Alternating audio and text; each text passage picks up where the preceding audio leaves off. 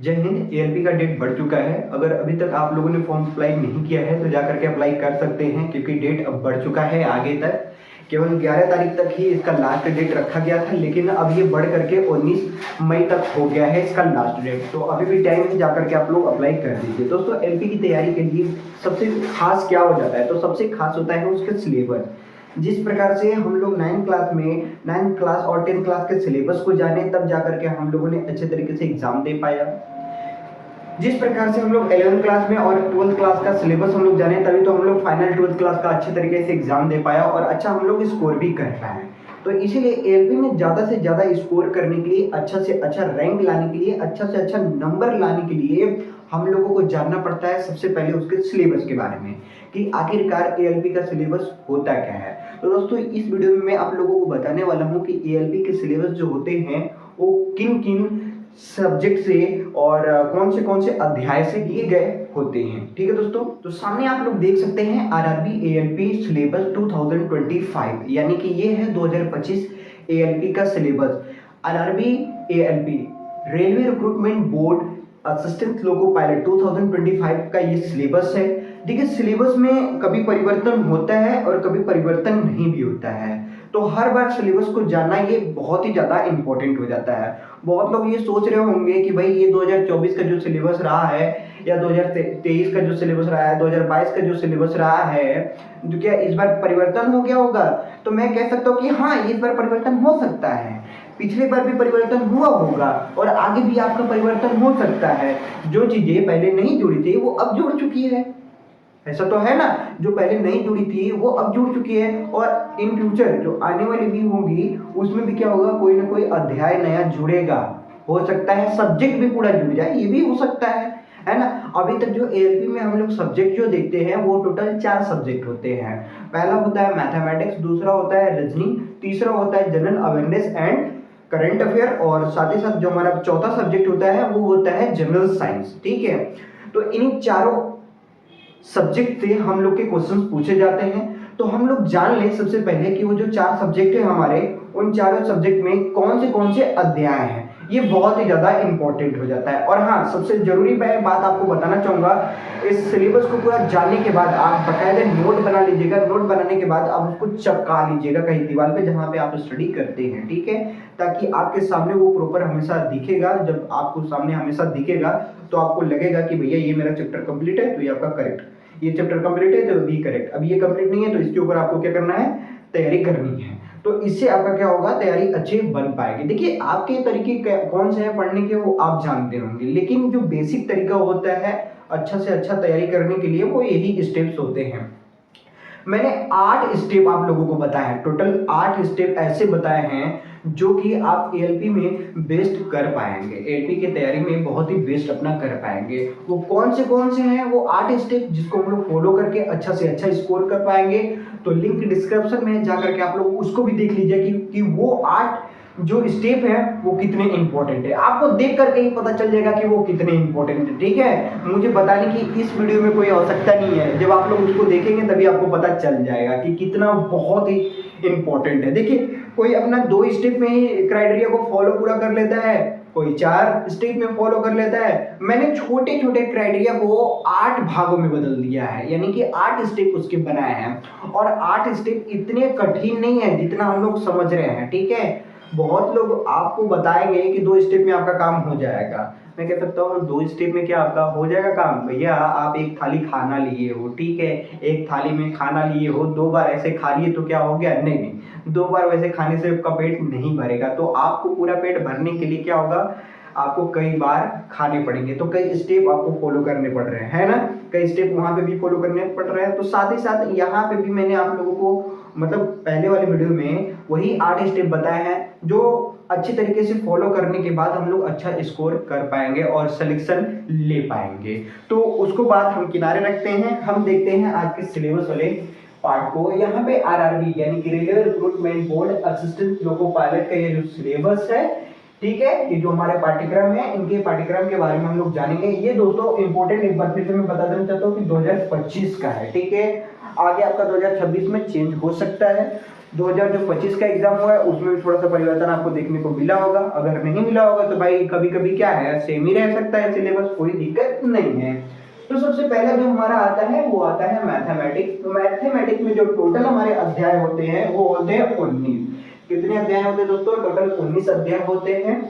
पहला हमारा pipe and systems, calendar and clock, age calculation, mensuration, number system, board marks, decimal, fractions, LCM and HCF, ratio and proportion, percentage, time and work, time and distance, simple and compound interest है, profit and loss, algebra, geometry and trigonometry, elementary statistics and square root से आपके जो questions होते हैं वो आपसे पूछे जाते हैं। ठीक है, तो ये मैथमेटिक्स के हमारे टोटल 19 अध्याय और ये सभी अध्यायों के नाम हैं। ठीक है, तो इनको बाकायदे आप लोग समझ लीजिए ताकि इसके ऊपर तैयारी आप अच्छे से कर पाए। ठीक है, अब हम बात करते हैं वही दूसरे सब्जेक्ट की जो कि है हमारा रीजनिंग। तो रीजनिंग में जो टोटल हमारे अध्याय होते हैं वो टोटल अध्याय हमारे 15 होते हैं। 15 वो कौन कौन, तो देख लीजिए यहाँ पे, analogic, alphabetical and number series, coding and decoding, mathematical operation, relationship, ठीक है, relationship, syllogism, jumbling, Venn diagram, data interpretation and sufficiency, conclusion and decision making, ठीक है, similarities and differences, analytical reasoning, classification, direction, statement, argument and assumption. ये हमारे total 15 अध्याय हैं और इन 15 अध्याय को आप लोग को कंप्लीट करने हैं। तो देखिए मैं आपको बताना चाहूंगा कि इसमें से बहुत सारे ऐसे अध्याय हैं जो अब तक मैं कंप्लीट करा चुका हूँ। ठीक है, उन अध्यायों का नाम आप लोग सर्च करके बाकायदे आप देख सकते हैं। जो चैप्टर्स के हमारे प्लेलिस्ट हैं वो आपके ऑफिशियल चैनल अंशुमान भट्ट पे देखने को मिल जाएंगे। आप डायरेक्ट प्लेलिस्ट में जाएंगे और सभी चैप्टर का प्लेलिस्ट बना हुआ है जो मैंने अभी तक बता रखा है आप लोगों को। ठीक है दोस्तों, तो रीजनिंग के जो इंपॉर्टेंट जो हमारे अध्याय हैं, जो हमारे चैप्टर्स हैं, वो कुछ 15 चैप्टर्स हैं। ठीक है, जो कि आपको एएलपी में बहुत ही हेल्प करेगा। ठीक है, तो इतना ही आपको तैयारी करना है, कोई अलग से तैयारी नहीं करना है। ठीक है, अच्छा बहुत लोगों का कमेंट था, ये भी मैंने अभी पढ़ा। ठीक है, कमेंट ये था कि जैसे कि जो रीजनिंग में हमारे जो और चैप्टर होते हैं, फिगर काउंटिंग का, वो सब चैप्टर नहीं है। तो हाँ, शामिल नहीं है। ठीक है, जितना शामिल किया गया है बस आपको इतना ही तैयारी करना है, अलग से तैयारी नहीं करना है। ठीक है, अगर आपको अलग से तैयारी करना होगा तो आप अलग से तैयारी कर सकते हैं। ठीक है, लेकिन जो आपका पूछने वाला है एएलपी में वो यहीं तक पूछने वाला है, अलग से पूछने वाला नहीं है। अब बात करते हैं general awareness and current affairs के बारे में। तो general awareness and current affairs जो हमारे चैप्टर्स होते हैं वो होते हैं science and technology, polity, economy, award and honours, art and culture, sports, statics, GK, personalities, other subject of importance. ये हमारे जनरल अवेयरनेस के चैप्टर्स हैं। वहीं में बात करते हैं करंट अफेयर्स की। तो करंट अफेयर्स में आप लोग देख सकते हैं यहाँ पे latest award, event, railway update and national current affairs से आपके क्वेश्चंस लिए जाते हैं जो कि आपको एएलपी में पूछेगा। ठीक है, तो ये जो हमारे अध्याय थे ये मैं एक बार आपको बताना चाहूंगा, ये सीबीटी 1 के लिए है।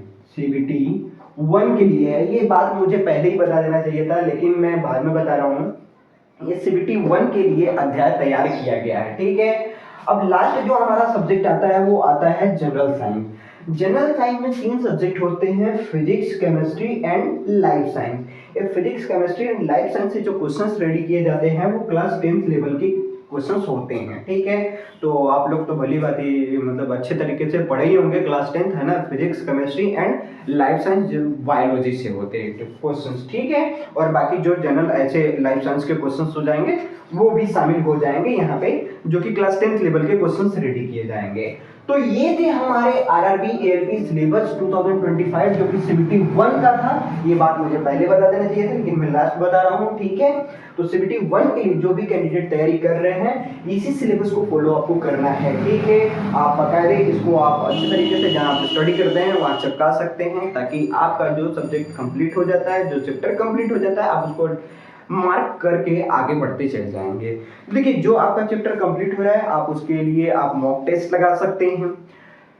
फिर आपका जो सब्जेक्ट कंप्लीट हो जाता है उसके लिए आप प्रैक्टिस सेट लगा लेते हैं। फिर आपका सारा जब सब्जेक्ट कंप्लीट हो जाता है, सारा चैप्टर्स भी कंप्लीट हो जाता है, तो आप उसमें ज़्यादा से ज़्यादा प्रीवियस ईयर क्वेश्चन लगा सकते हैं। प्रीवियस ईयर क्वेश्चन जितना हम लोग लगाएंगे उतना ज़्यादा हम लोग एक्सपर्ट बनते जाएंगे। उसमें आपको देखिए, मैं आपको जो पहला मेरा वीडियो था उसमें मैंने आप लोगों को बताया था कि देखिए पहले हम लोग क्या करेंगे, प्रैक्टिस सेट यानी PYQ sorry previous year question हम लोग लगाएंगे जो हमारा PYQ रहेगा, ठीक है।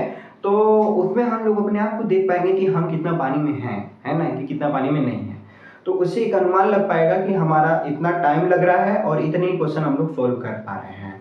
जब हम लोग 4-5 सॉल्व करेंगे तो हम लोग को बेस पता चल जाएगा, ठीक है। बेस पता चल जाएगा कि भाई हमको इतना क्वेश्चन पूछना है, मतलब इतना क्वेश्चन वो पूछ रहा है और हम इतना पानी में हैं। तो उसके बाद हम लोग क्या करेंगे, तैयारी करना चालू कर देंगे। इन सभी चैप्टर्स को हम लोग फॉलो करते चले जाएंगे और जब अच्छा तैयारी हो जाएगा तब उसके बाद हम लोग PY को फिर से लगाएंगे। उसी PYQ को, प्रीवियस ईयर क्वेश्चंस को हम लोग फिर से लगाएंगे। जब फिर से लगाएंगे तो आप अपने आप को फिर देख पाएंगे कि जहां आप 1 घंटे में 75 क्वेश्चन नहीं कर पाते थे, वहां आप 1 घंटे में 75 क्वेश्चन करना चालू कर देंगे। तो ये रहेगा आपका इम्प्रूवमेंट, ये आप अपने आप को पूरी तरीके से उस समय बदल लोगे। उम्मीद करता हूँ ये बताई हुई चीजें आपको अच्छे तरीके से समझ में आ गई होगी। अगर आपका कोई भी क्वेश्चन होगा आप लोग मुझे कमेंट करके जरूर बता दीजिएगा। उम्मीद है ये वीडियो आप लोग को पसंद आई होगा। पसंद आए तो एक लाइक कर देना, चैनल पर नया है तो चैनल को सब्सक्राइब कर देना। मिलते हैं इन सभी चैप्टरों के साथ, तब तक के लिए जय हिंद, वंदे मातरम।